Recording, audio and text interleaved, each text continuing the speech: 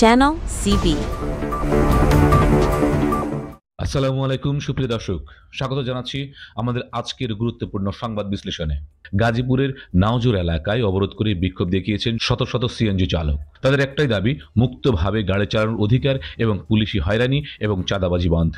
সকাল 11:45 নাগাদ শুরু হয় এই প্রতিবাদ।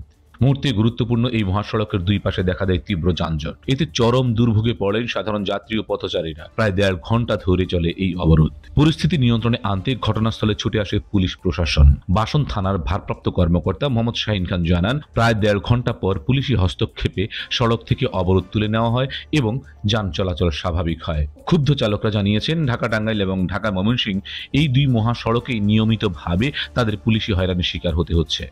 চালকদের অভিযোগ আরো গুরুতর। তারা বলছেন, অনেক সময় প্রতি গাড়ির জন্য প্রায় 2,500 টাকা পর্যন্ত জরিমানা করা হয়, আর যারা এই টাকা দিতে পারেন না তাদের বাধ্য হয়ে ঘুষ দিতে হয়। শুধু তাই নয়, গাজীপুর থেকে রেজিস্ট্রেশন করা গাড়িগুলো স্থানীয়ভাবে চলাচল করতে গিয়ে একই রকম হয়রানির শিকার হচ্ছে।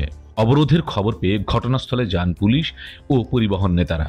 তারা বিক্ষোভকারী চালকদের সঙ্গে দীর্ঘ আলোচনা করেন। প্রশাসনের পক্ষ থেকে তাদের সব দাবি দেওয়া খতিয়ে দেখে সমাধানের আশ্বাস দেওয়া হয়। এই আশ্বাসের পরই চালকরা তাদের অবরোধ তুলে নেন।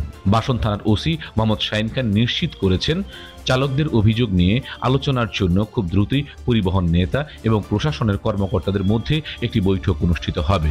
সড়ক সচল হলেও সিএনজি চালকদের এই গুরুতর অভিযোগ কত দ্রুত এবং কিভাবে নিরসন হয় এখন সেটাই দেখার বিষয়। আমাদের নজর থাকবে এই পরিস্থিতির উপর। প্রিয় দর্শক, আজকের মতো এখানে শেষ করছি। আমাদের সঙ্গে থাকার জন্য ধন্যবাদ।